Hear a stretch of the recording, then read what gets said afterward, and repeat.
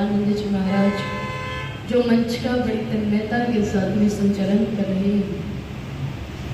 आर्य जगत के बहुत उच्च कोटि के विद्वान, बड़ी सरलता और सौम्यता के प्रतिमूर्ति श्रद्धेय आचार्य सुश्रुत श्याम समय जी, आर्य जगत के सुप्रसिद्ध वैष्णवदर्शिका आत्मिया बहन प्रियंका भारती जी, श्रद्धेय अपने आर्य समाज के धर्माचार्य कर्मवीर शास्त्री जी, मेरे जीवन के प्रेरणा स्रोत श्रद्धेय मेरे पिता जगदीश जी महाशय बलवीर जी, अपने आर्य समाज के समस्त पदाधिकारी वृंद, बड़े ही कर्मठ और सुशील व्यक्तित्व के आप सब धनी हैं।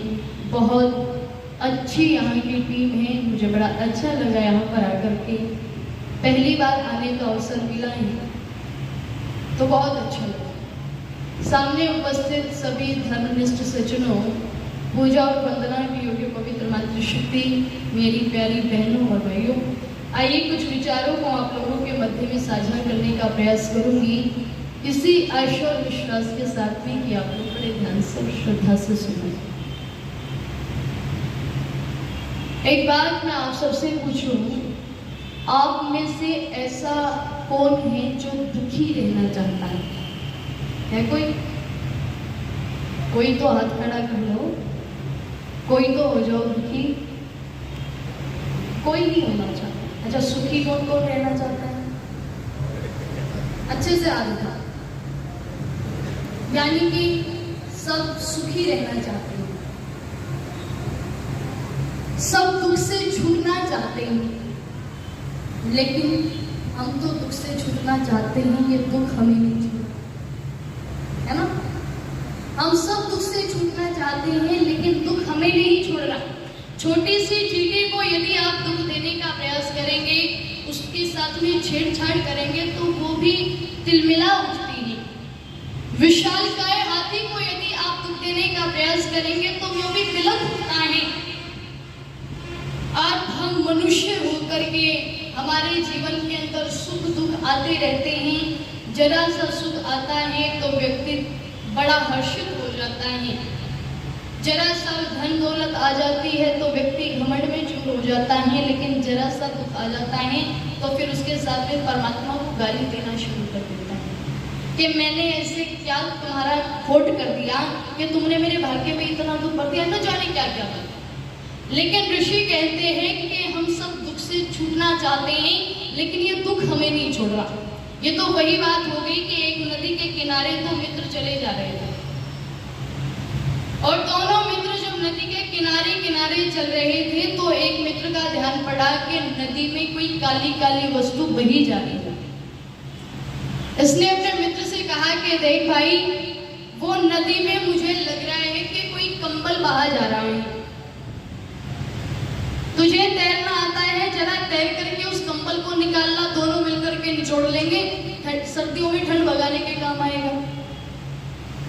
इसका मित्र नदी में गया और तैर करके जैसे ही उस काली काली वस्तु के पास पहुंचा तो देखा वो वस्तु कोई कंबल नहीं थी, बल्कि एक रीछ था, एक भालू था जो बह करके आ गया। अब इसने कंबल समझ करके इसे पकड़ना जैसे ही किया, हाथ आगे बढ़ाया पकड़ने के लिए, तो इस भालू ने इसे पकड़ लिया। आपने देखा होगा जब कोई व्यक्ति या कोई प्राणी डूब रहा होता है तो बचाने वाले को पकड़ता है कि भाई साहब जान बच जाए, चाहे कैसे भी बच जाए, चाहे इसे डुबा करके बच जाए, है ना? तो इस भालू ने इसे पकड़ लिया। दोनों पानी में गदमद हो रही है। इस मित्र ने खड़े होकर के देखा, लगता है इसके कंबल संभल में नहीं आ रहे हैं, कंबल ज्यादा भारी है, दिखे डबल बेड का है। इसने आवाज लगाई कि भाई साहब, अगर कंबल तुझसे नहीं लाया जा रहा है तो उसे छोड़ दे वहीं पर। अगर कंबल तुझसे नहीं पकड़ा जा रहा है, नहीं उठ रहा है तो तू इसे छोड़ दे, अपन तो कंबली में ही चला लेंगे का। इसने कहा कि भाई साहब, मैं तो कंबल को छोड़ना चाहता हूँ, लेकिन ये कमबख्त कंबल मुझे नहीं छोड़ना। यही हाल कुछ दुनिया के लोगों का है। हम दुख से छूटना तो चाहते हैं, लेकिन दुख हमें नहीं छोड़ रहा। इसका कारण क्या है? इसका कारण है कि जब सुख आता है तो परमात्मा को हम भूल जाते हैं, और जब दुख आता है तो रह रह करके याद करते हैं, रो रो करके याद करते हैं। अगर सुख में भी परमात्मा को याद कर लिया होता तो दुख कैसे आता? हम लोगों ने कभी परमात्मा को याद नहीं किया, अपने मन मंदिर में बैठाने का प्रयास नहीं किया। उसलिए बहुत सुंदर पंक्तियां लिखी कवि ने क्या,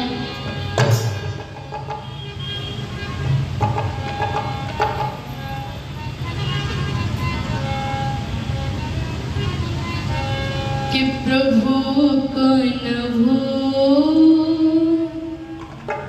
नशे में ना टोल, प्रभु को न भूल, नशे में न टोल, ये मानो चोला मिला मुश्किल से वो,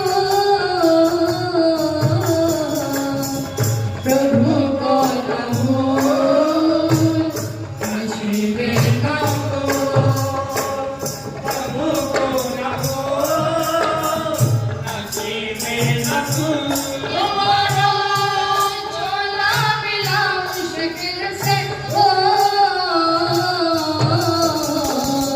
प्रभु को न भूल, नशे में न टोल, प्रभु को न भूल, नशे में न टोल। तेरे लिए ये सृष्टि रचाई, फल और फूलों से अद्भुत सजाए, तेरे लिए ये सृष्टि रचाई, फल और फूलों से अद्भुत सजाए, के मानव चोला मिला मुश्किल से वो, प्रभु को न भूल, नशे में न टोल, प्रभु को न भूल, नशे में न टोल, मानो चोला मिला मुश्किल से वो, प्रभु को न भूल, नशे में न टोल, प्रभु को न भूल, नशे में न टोल। मन बुद्धि रस नाती शक्ति, कर बेमोल प्रभु की भक्ति, ओम बोलो, ओम बोलो।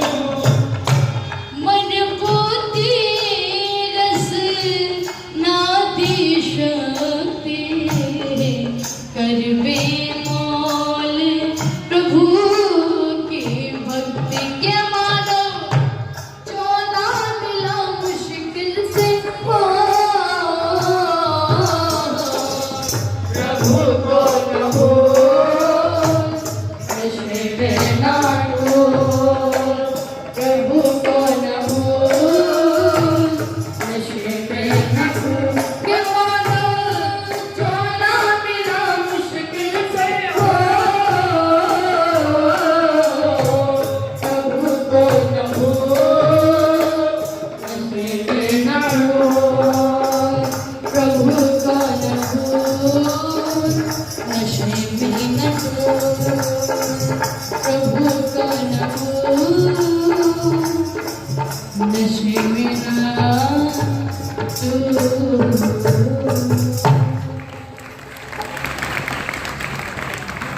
परमात्मा ने ये सारा शरीर हमें ठीक ठाक दे दिया है, तो इसके बदले में हमारा कर्तव्य बनता है कि हम परमात्मा का धन्यवाद करें। अगर परमात्मा ने ये शरीर हमें स्वस्थ न दिया होता तो क्या होता?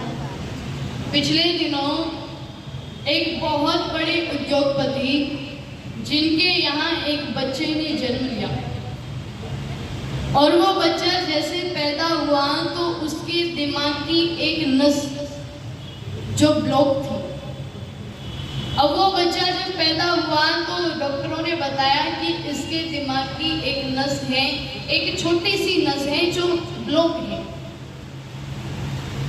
तो इसने कहा कि डॉक्टर साहब जितने भी पैसे लगे तुम लगाओ, बस मेरे बेटे को ठीक करके दो मुझे। इस डॉक्टर ने कहा कि इसको एक नई नस फिट करनी पड़ेगी तभी ठीक होगा। इसने कहा कि आप जो भी चाहिए वो करो, लेकिन मुझे मेरे बच्चे को स्वस्थ कर करके दो। तो विदेशों से डॉक्टरों की बहुत बड़ी टीम बुलाई गई और जब सारे डॉक्टर मिलकर के देखा, उन्होंने चेकअप किया तो पता चला कि नई नस डलानी पड़ेगी। अब वो नस जब डाली तो लगभग 5, 7, 8 लाख का खर्चा उसमें आया। डॉक्टरों ने कहा कि ये मत समझ लेना हमने इसके दिमाग में ये नस डाल दी तो ये सारी उम्र ऐसी की ऐसी रहेगी। हर 2 महीने के बाद इसको बदलवाना पड़ेगा, हर 2 महीने के बाद नस का साइज बढ़ाना पड़ेगा, क्योंकि जैसे जैसे ये ग्रो करेगा नस को भी बड़ा होना पड़ेगा। ये नस ग्रो नहीं कर सकती, इसलिए इसके दिमाग के अंदर दूसरी नस डालनी पड़ेगी। अब 2 महीने का खर्चा कितना आएगा? 2 महीने में जब नस बदलवानी पड़ेगी कम से कम 5-7 लाख रुपए 2 महीने में खर्च होगा। अब ये बताइए वो पिता उस बेटे के होने की खुशी मनाए या गम मनाए? पैसे की कोई कमी नहीं है, जायदाद की कोई कमी नहीं है, ऐशो आराम की कोई कमी नहीं है, लेकिन जब शरीर हमारा स्वस्थ न हो तो ये दुनिया की जितनी भी दौलत है ये सारी फीकी पड़ जाती है। आपने देखा होगा लोग मखमली गद्दों पर लेटते हैं लेकिन नींद नहीं आती, और नींद आने के लिए क्या करते हैं?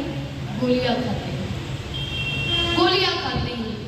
सब कुछ साधन है, अच्छे अच्छे पकवान खा सकता है, लेकिन शुगर की ऐसी बीमारी हुई है कि वो रसगुल्ला तक नहीं खा सकता। क्या उसमें पैसा काम आ जाएगा? पैसा बहुत कुछ होता है लेकिन सब कुछ नहीं होता। व्यक्ति का स्वास्थ्य जब बिगड़ जाता है, हो सकता है पैसे से काम चल जाता है लेकिन संपूर्णता नहीं आती, संपूर्णता नहीं आती। इसलिए मैं निवेदन कर दूं परमात्मा का धन्यवाद हम बैठ करके करें कि परमात्मा ने इतना सुंदर शरीर हमें स्वस्थ दे दिया, ठीक ठाक दे दिया। और ये मानव का जो चोला है ये सबसे श्रेष्ठ कहा है। सारी की सारी योनियों में सबसे श्रेष्ठ यदि कोई है तो वो मनुष्य है, लेकिन कब है? जब इसके कर्म अच्छे होते हैं। और जब ये व्यक्ति गिर जाता है तो एक नाली का कीड़ा भी इससे अच्छा कहा जाता है, एक नाली का कीड़ा भी इससे अच्छा कहा जाता है। और जब व्यक्ति अपने आप को उठाता है तो सारी दुनिया के लोग उस व्यक्ति के चरणों में नतमस्तक हो जाते हैं, सर झुकाते हैं। इतना ऊंचा झुक सकता है व्यक्ति, और गिर भी इतना सकता है कि नाली का कीड़ा भी अच्छा कहा जाए। इसलिए बहुत सुंदर पंक्तियां लिखी कवि ने। क्या